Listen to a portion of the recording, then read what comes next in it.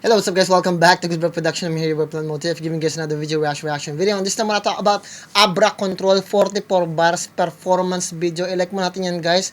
At nakasubscribe naman ako kay Abra. At huwag niyo kalimutan mag-subscribe kay Abra at panoorin yung Abra Control. Ganun pa man, ito ay requested ni...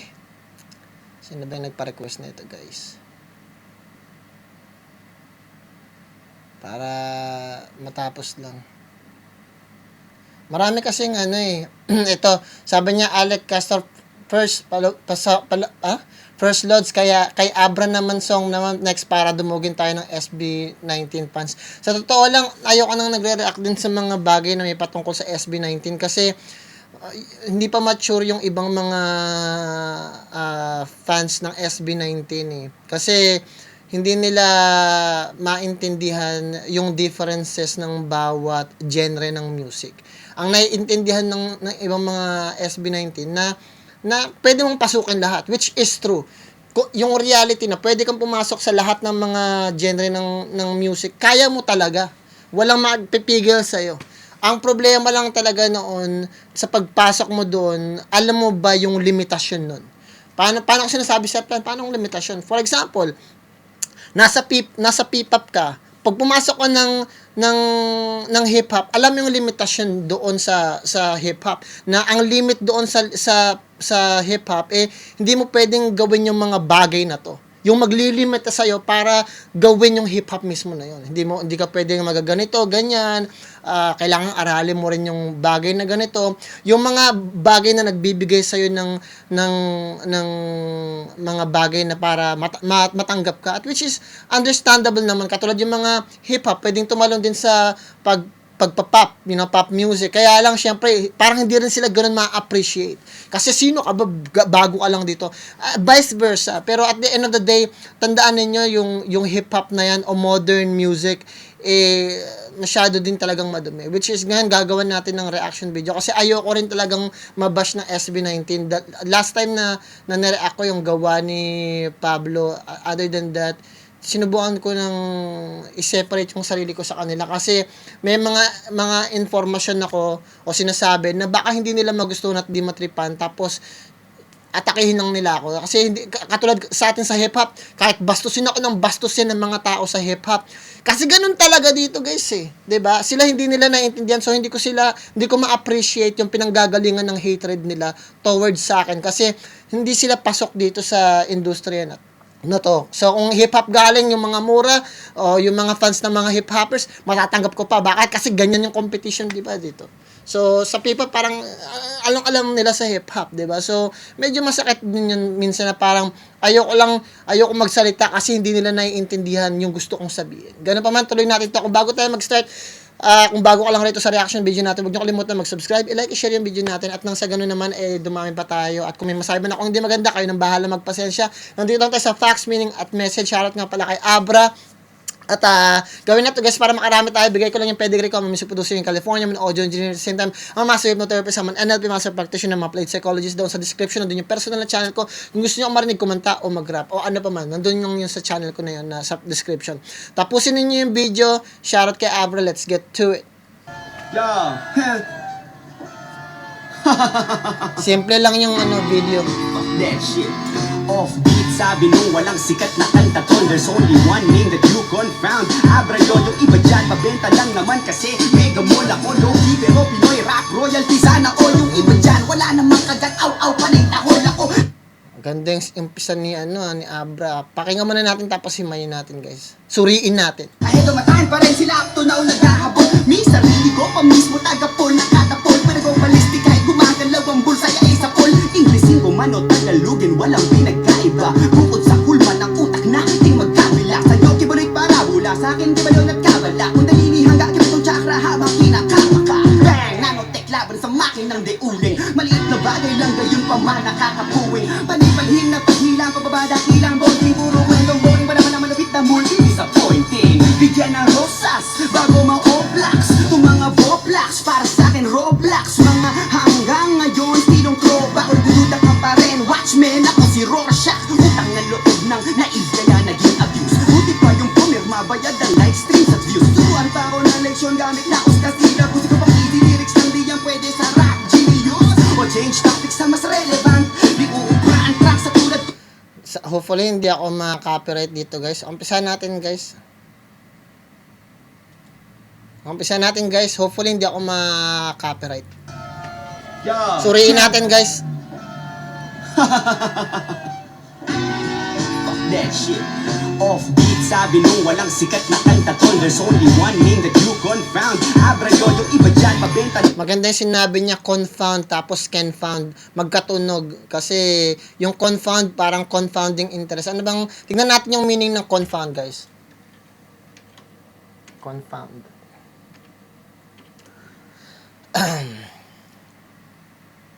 What is compounding in simple word?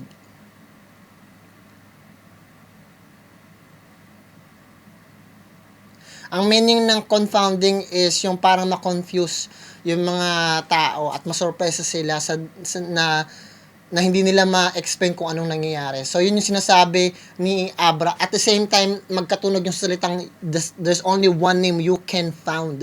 Isang tao lang yung pwede mong makita. Abra yun. Tapos yung Abra na yun, yun din yung magko-confound na magko-confuse sa'yo kung sino ba yun, saan ang gagaling yun. Tapos may binanggit siya rito. Offbeat, sabi nung walang sikat na kanta ton. There's only one name that you confound. Abra yun, yung iba dyan, mabenta lang naman kasi mega mall ako, low-key, pero Pinoy rap, royalty sana all. Sabi niya yung iba dyan, mabenta lang naman kasi merong mega mall. Magandang bagay yung sinabi niya kasi ang dating dito parang ginamit niya yung ginawa ni Kendrick Lamar na may control din yata na kanta si Kendrick Lamar.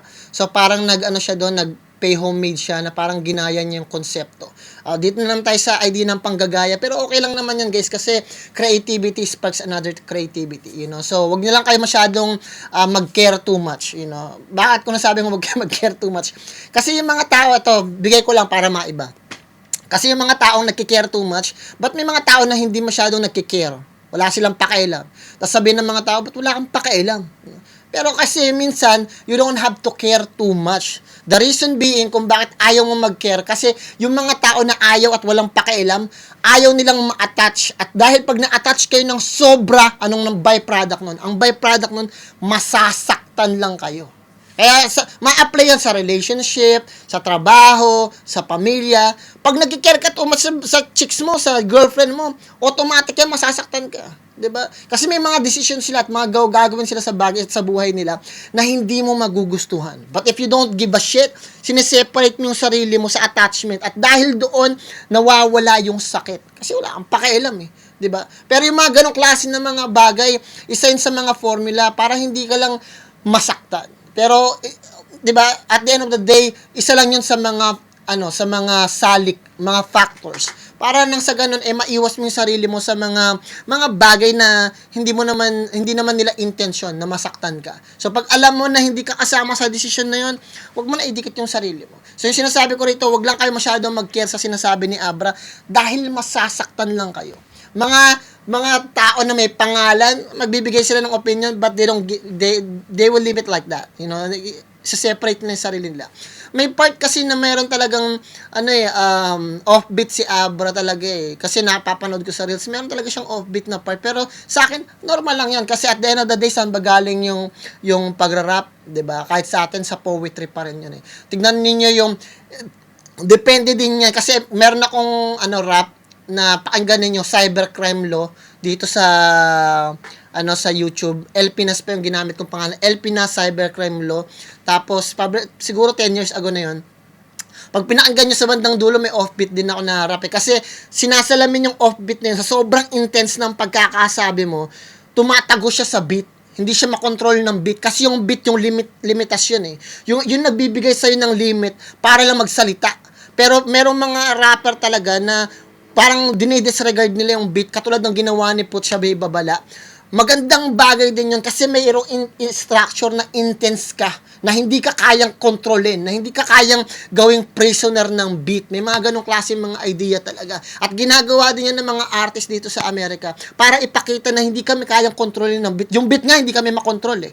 So magandang idea rin yun. Pero kung sasagot pa kayo, sabihin ninyo na ganto ganyan, offbeat, which is magandang sabihin yun kasi in competitive manner. Pero yung mga tao naman na parang sobra yung pagdikdik kay Abra dahil lang sa offbeat siya o kay Apex, medyo very ignorant yung bagay na yun eh. Ganun pa man guys, sinasabi dito na Mega Mall, parang inaatake din nila yung mga under ni Kuya Android, wala rin yung problema. Kung kahit atakehin ni Abra yung buong Donggalo Records. Kasi it's a healthy competition. At dahil doon nabibigyan ng karapatan yung mga taga Donggalo na mag-respond at nagkakaroon ng competition at hit at napapag-usapan. Unless hindi naman personal yun eh. 'Di ba? Wala naman personal, pero at the same time parang inaatake din ni Abra yung tungkol sa SM kay Shernan at M-Site. 'Di ba may issue na ngayon yung 3GS. So, ang laking bagay din yun na napakaganda ng build-up. Tuloy natin. Yung iba dyan, wala namang kagat. Aw, panay tahol ako. Ahead of my time pa rin sila up to na. Napakaganda rin sinabi ni Abra, no? Kasi, sabi niya, iba dyan, puro lang walang kagat. Parang ganun. Parang sinasabi naman dito, parang pag-atake na naman sa mga sundalo ng Donggalo. Pero, at the end of the day, hindi niyo naiisip na nagbigay ng iconic na symbolism ang Donggalo. Let's just stop. Stop muna natin dito para magkaroon kayo ng linaw. Paano mo nalaman na sabi na iconic? Kasi yung paggamit ng aso, guys, nanggaling yan at na-coin yung idea na yan patungo sa ghetto dogs at mga aso. So, every time na may naririnig kayong aso, aw, tahol ng tahol, automatic nakadirect agad yan sa Donggalo. 'Di ba? Regardless, kahit sino magsabi, kahit sa flip-top, P-pop, hip-hop, it doesn't matter. Kasi yung coin na yan, yung salitang yan, nanggaling yan sa ghetto dogs eh. Mga aso, tahol ng tahol. Ang laking bagay nun. Kasi kahit pa paano na-certify yung idea at na-document yung idea na bawat salita na gano'n direkta sa kanila. Diba? Ang laking bagay nun. Akala ng iba, may negative siya na stigma, but at the same time, ang laking bagay ng idea na yun. Bakit? Kasi, kung iisipin ninyo na pag bumanggit ka, parang nagiging, hindi naman royalty, no? Pero parang nagiging, para siyang nagiging lisensya. Yung pagsasalita ng mga aso, mga aw-aw, mga ganyan, mga tahol. Nagiging siya, parang sacred, parang sacred yung parang hindi mo siya basta-basta pwedeng banggitin unless may balls ka talaga. So, dito, pinapakita ni Abra, na may bayag ako. Kaya kong banggitin kahit sino, kaya kong mandamay kahit sino, kaya kong magpatama, kahit hindi man yun yung intention ko, tatamaan sila. Kasi alam nila na yung mga ganitong mga salita nakaakibat sa kanila. So, may pagkakataon samagot yung Donggalo dyan. And at the same time, makapagsalita sila. Hindi man yung intention ni Abra, nagbukas pa rin siya ng pinto. At dahil doon, nagkakaroon pa rin ng unity between hip-hop at Tagalog rap. Kasi, dahil sa ginawa ni Abra, nagkakaroon ng connection. Na kahit putol na, nagkahiwalay na, nagkakaroon pa rin ng connection. Kasi yung mga Tagalog rap, dyan din sila galing sa hip-hop na yan eh. 'Di ba? Until dinisrespect sila. Kasi until now, sila pa rin yung sinisira, 'di ba? Tuloy natin. Ang ganda ng sinabi rito ni Abra. Kailangan lang ng malawak na pag-unawa. Now naghahabol, may sarili ko pa mismo tagapol, nakatapol, panagong-balistik kahit gumagalaw ang bulsa ay sa pol. Inglesigo man o Tagalogin, walang pinagkaiba. Bukod sa kulman ng utak na iting magkabila. Sa'yo kibuloy parabula, sa'kin kibalon at kabala. Kung nalilihang ka, kibatong tsakra habang kinakamaka. Bang! Nanotek laban sa makinang deulin. Maliit na bagay lang gayon pa man nakakapuwing. Panipalhin na paghilang, pababa dakilang, bonding, puro kwentong boring. Wala man naman nabit na multi-disappointing. Bigyan ng So sa akin, hindi na rin ako na-impress sa mga multi-multis na yun eh. You can only put couple. May mga songs ako sa channel ko na na may mga multis pero hindi ko ginagamit ng napakatagal kasi buong verse mag-multis ako. Nagmumukha siyang retarded pakinggan eh. Kasi 'di ba? Kahit si Eminem hindi nagaganyan eh unless very exhibition yung track niya. Pero kung papakinggan mo lahat, especially yung Rap God, wala kang maririnig masyado na multis doon eh. Unless pag pumunta ka kahit sa kamikaze niya, may mga rap siya na may multis pero hindi sa God. Kahit yung kill shot niya, walang masyadong multis doon eh. Kasi kaya makikita ninyo may science ang struktura ng pagbe-verse. importante lahat makakagets. At hindi lang yun makakagets, very productive din yun na pag sinuri mong mabuti, may mga inner na idea doon. Naintindihan mo na siya sa unang pagkakarinig, pero may mga hidden meaning pa siya. Tapos yung hidden meaning na yun, nakaakibat sa realidad, sa facts. Tuloy natin. Rosas, bago mga Oblax, itong mga Boblax, para sa akin Roblox. Shoutout sa Oblax. Hanggang ngayon, stilong throwback, nagdududa ka pa rin, Watchmen, ako si Rorschach. Mga stilong throwback. So, mga estilo nyo pa rin, parang sinasabi, tinamaan lahat dyan. Kasi, yung mga style nyo, parang old school pa rin, na parang throwback. Which is, hindi natin maakila. Bakit? Kasi, I'm just gonna be honest, kaya ganoon yung mga style dati, dahil yun yung mga nauso. Diba? Kasi, I'll be honest, lahat tayo nakinig ng Quago.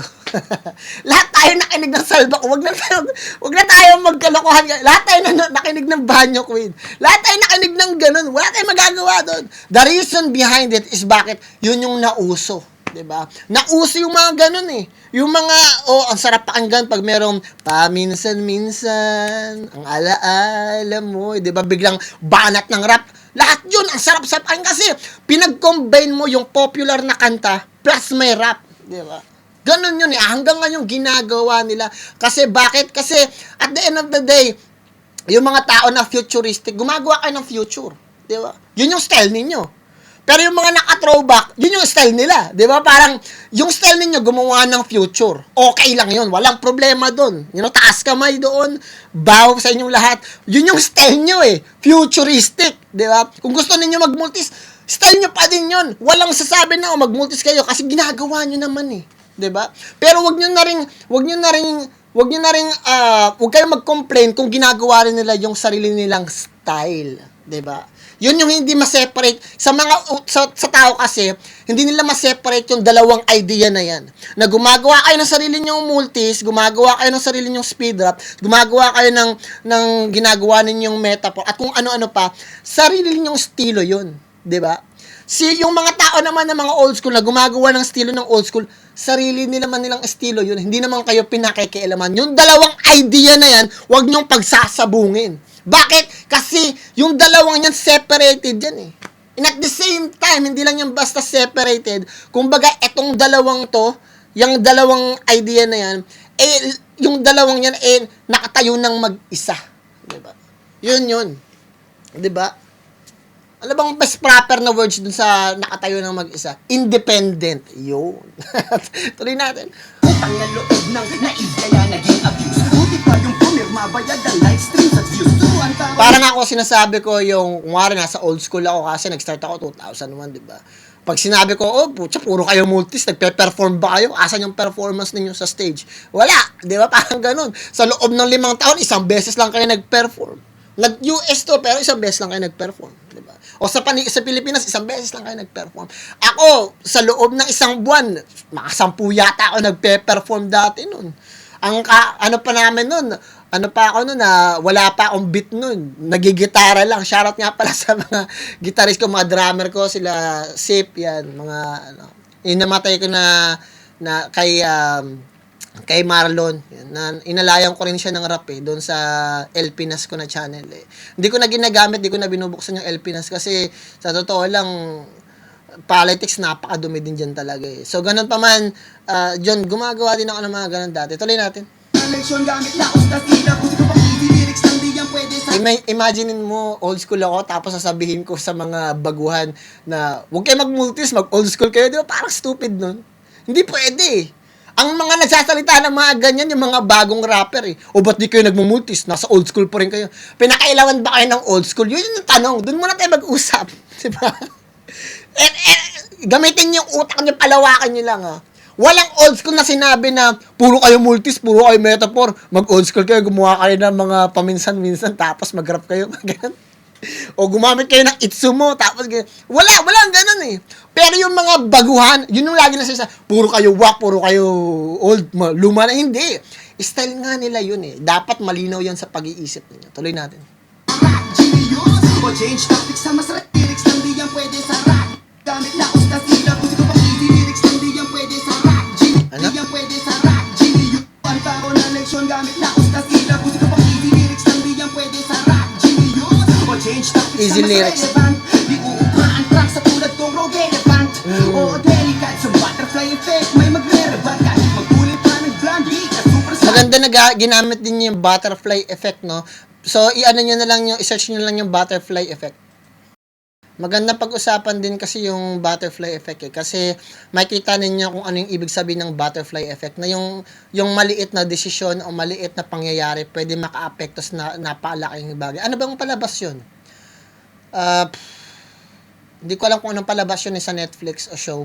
Merong isang killer. Super genius siya. Tapos ang nakakausap lang sa kanya, AI lang. Sa sobrang talino niya. So pag meron siyang gustong patay na tao, nag-iiwan lang siya ng ballpen. Tapos nakita niya yung ballpen na yon may chain reaction. Tapos bilang parang yung ballpen pupulutin ng isang tao, pagkapulot niya madidistract niya yung flow ng momentum ng mentalidad ng mga individual na normal na gumagalaw naglalakad. Tapos yung pag na-distract niyo, makakabangga yung lalaki, matatapon yung ano, tapos yung pag natapon yung mga prutas, madudulas yung nagbibisikleta. Pag nadulas yung bisikleta niya tatapon dun sa kalsada, tatamaan ng bus yun, tapos magsuswerve yung bus, may masasagasaan na tao. Yun yung epekto nun, ang tawag doon butterfly effect.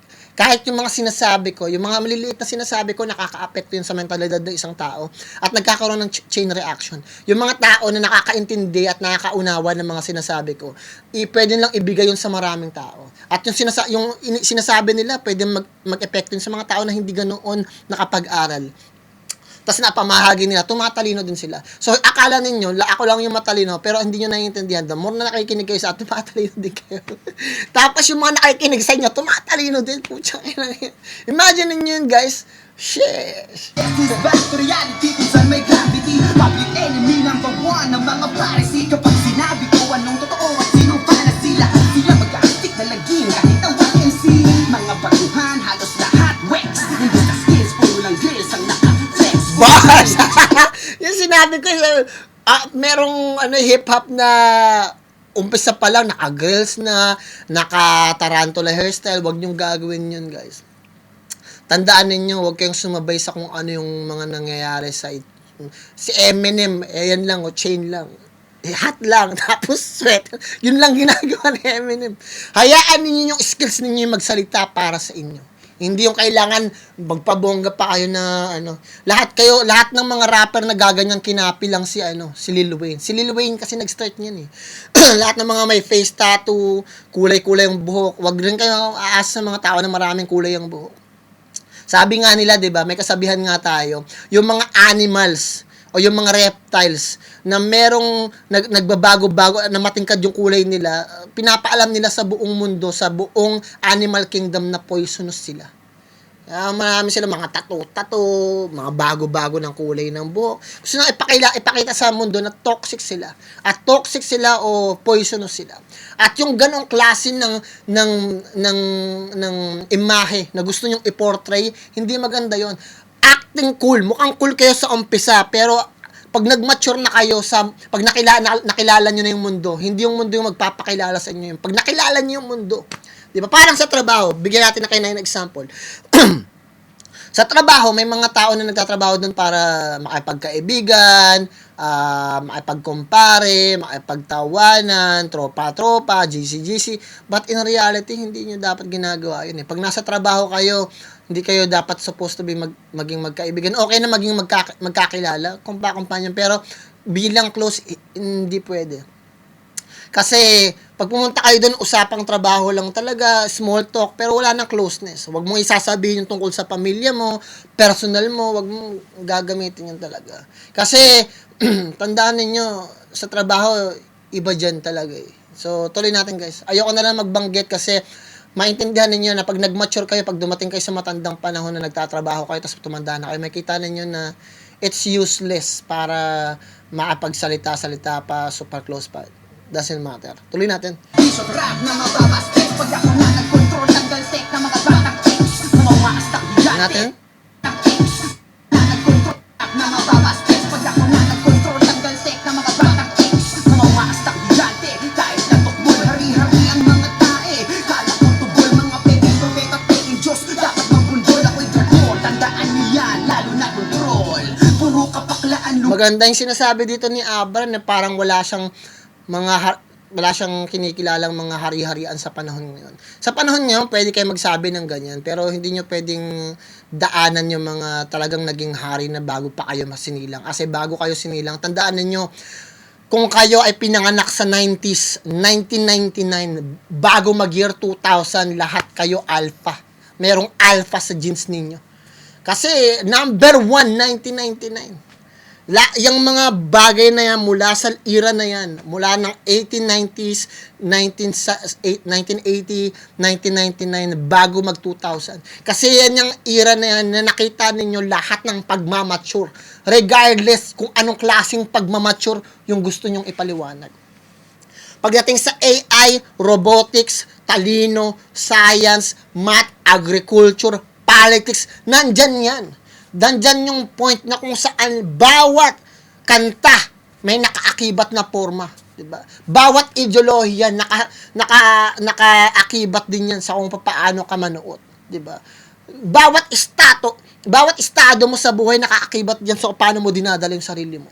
So year 2000 lahat kayo nasa beta pa lang. Nag-i-start pa lang kasi hindi kayo pwedeng mabuhay ng walang cellphone.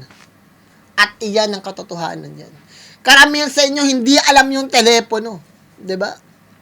Hindi alam ang Tamagotchi. Hindi alam yung pasahan ng papel. Walang ganon. Hindi ninyo nasaksihan yung transition na pinaka-importante sa mundong to. Kaya yung mga nasa old school at mga kaedad ko, kaya namin i-value yung dalawang mundo na yan. At yung mga baguhan, isa lang yung kaya nilang i-value. Dahil once namatay ang ilaw, walang cellphone, wala lahat. Lahat kayo magiging tukmol sa modernong panahon. Kasi hindi nyo kayang mag-survive dahil beta lang kayo. Kami, yung produkto ng prototype na nag-execute bilang maging perfect. Kasi kahit sa moderno, mawala man lahat ng teknolohiya, kaya namin mag-survive. Bakit? Kaya namin mag-adapt sa diuling. Magtanim. Kaya namin, may mga tao dyan na meron pa rin telepono. Kayang gumamit ng pager. Kayang gumamit ng walkie. Guys, kahit walang cellphone, walang internet, kaya mag-send ng mail. 'Di ba? Oh, maglalagay ka lang ng tag. Yun, guys. Lahat kaya namin gawin. Kaya namin maglinis. Ngayon kasi dito sa Amerika, yung vacuum robot eh. Diba? Kaya ba mag-vacuum? Guys, tandaan ninyo, ganun yun. At marami pang iba. Tuloy natin. Lumalabas sa TV, kinukonsinti lang pero pag sobra na kadiri, kawawa yung mga walang muwang tapos gawiri, lalakong makasalanan. Ang problema ko lang dito sa kantang to, yung recording. Hindi lang masyadong angat yung boses ni Abra. Na walang muwang tapos gawiri, lalakong makasalanan dahil sa lalaking makasarili.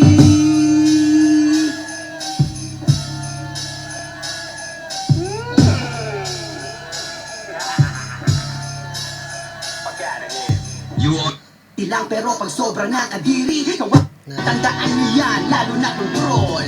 Puro kapaklaan lumalabas sa TV, kinukonsinti lang pero pag sobra na kadiri, kawawa yung mga walang muwang tapos gawiri, lalakong makasalanan dahil sa lalaking makasarili. Ano, mataas ang really?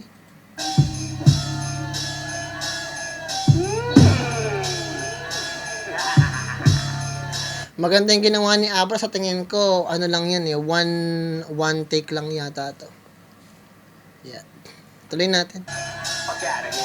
You are now listening. Maganda yung ginawa ni Abra, sa tingin ko bibigyan ko siya ng 10. Maganda. May mga parts siya din na parang minadali niya yung pag-spit niya, pero pasok pa rin yun sa panglasa ko. Wala namang limit at wala namang define instruction. Guys, bago kayo mag-comment, walang instruction sa pagdating ng pag-i-spit sa hip-hop. Kailangan nyo lang matuto lang kayong umappreciate at tignan niyo yung idea na yun sa positive na idea. At yung impact niya. Para sa akin, okay yan. Congratulations pa rin kay Abra. Kaya pa man, kung nagustuhan nyo, bigyan nyo rin ng 10. Mag-subscribe kayo, i-like niyo, i-share niyo yung video. At congratulations kay Abra at ganun pa man, nagustuhan nyo. Galingan nyo sa lahat ng bagay na gusto nyo gawin sa buhay nyo, sa pamilya, mga kaibigan nyo, mga tao na nakapaligid sa inyo. Tigit sa lahat, magdasalag ka palagi. Plan motive nga pa ng Google Pro. Ingat kayong lahat dyan. Peace out. At bibigyan ko siya ng 10. Congrats, Abra.